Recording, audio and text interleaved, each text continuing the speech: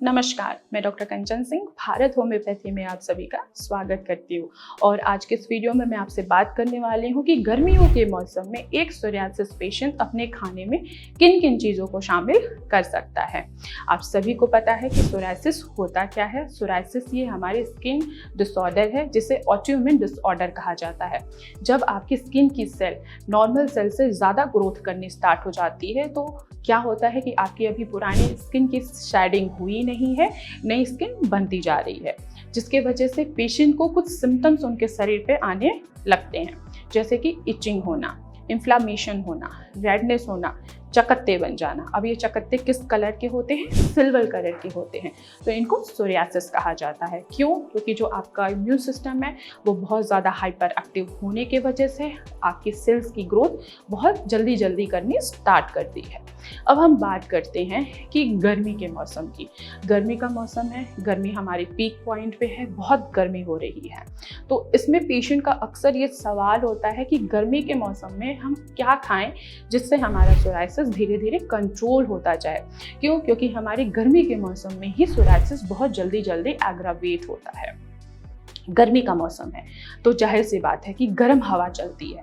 अब जब गर्म हवा चलेगी तो हमारे स्किन की मॉइस्चराइजेशन क्या होगी? वो कम होती चली जाती है, यानी कि ख़त्म होती चली जाती है। अब जब ख़त्म हो जाएगी मॉइस्चराइजेशन या कम हो जाएगी तो क्या होगा कि हमें वहाँ पे इचिंग महसूस होगा। अब इचिंग के साथ साथ ड्राइनेस भी होगा और साथ ही साथ इन्फ्लामेशन भी होगा।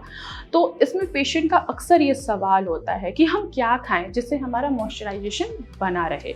तो आज हम इसी टॉपिक पे बात करते हैं कि गर्मी के मौसम में एक सोरियासिस पेशेंट अपनी डाइट में क्या क्या चीज़ों को शामिल कर सकता है। हम डाइट की बात कर रहे हैं तो मैं इसे 3 कैटेगरीज में डिवाइड करूंगी। पहला फ्रूट्स, दूसरा वेजिटेबल्स एंड तीसरा शीट्स। पहले हम फ्रूट्स की बात करते हैं कि गर्मी के मौसम में एक सोरियासिस पेशेंट अपने कंप्लेंट्स को, अपने सिम्टम्स को कम करने के लिए किन किन फ्रूट्स को वो खा सकता है। तो हम पहले बेरीज की बात करते हैं, जैसे कि ब्लूबेरी, रसबेरी, स्ट्रॉबेरी। ये तीनों फ्रूट्स गर्मियों के मौसम में एक सोरियाटिक पेशेंट खा सकता है। क्यों खा सकता है? क्योंकि इनमें एंटी इन्फ्लामेटरी प्रॉपर्टीज होती है जो इन्फ्लामेशन को कम करता है और साथ ही साथ इचिंग और ड्राइनेस को भी कम करने में आपकी मदद करता है। इसके अलावा आप वाटरमेलन भी ले सकते हैं, मस्क मेलन भी ले सकते हैं, पपाया एंड बनाना का भी सेवन कर सकते हैं। पपाया और बनाना में भी एंटीऑक्सीडेंट प्रॉपर्टीज पाई जाती है जो एक सोरियाटिक पेशेंट के लिए बेनिफिशियल होती है।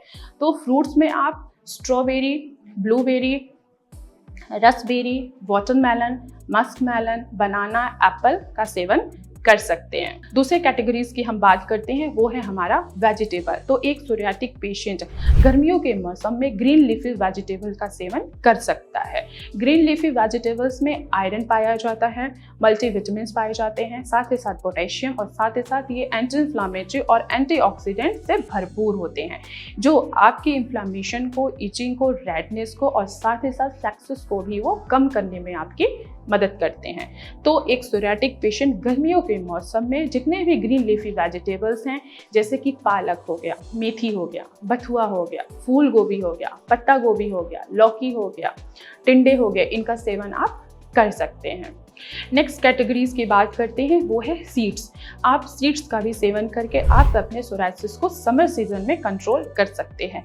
अब कौन कौन से सीड्स हैं जिनका आप सेवन कर सकते हैं? जैसे कि chia seeds, pumpkin seeds, sunflower seeds. इनमें ओमेगा 3 फैटी एसिड पाया जाता है जो इन्फ्लामेशन को कम करता है और इचिंग और ड्राइनेस को भी कम करने में आपकी मदद करता है। तो आप इन फ्रूट्स, वेजिटेबल्स और सीड्स का सेवन करके समर सीजन में आप अपने सोरियासिस के सिम्टम्स को कंट्रोल कर सकते हैं। तो आज की वीडियो में बस इतना ही, फिर मैं मिलूंगी नेक्स्ट वीडियो में। तब तक के लिए धन्यवाद।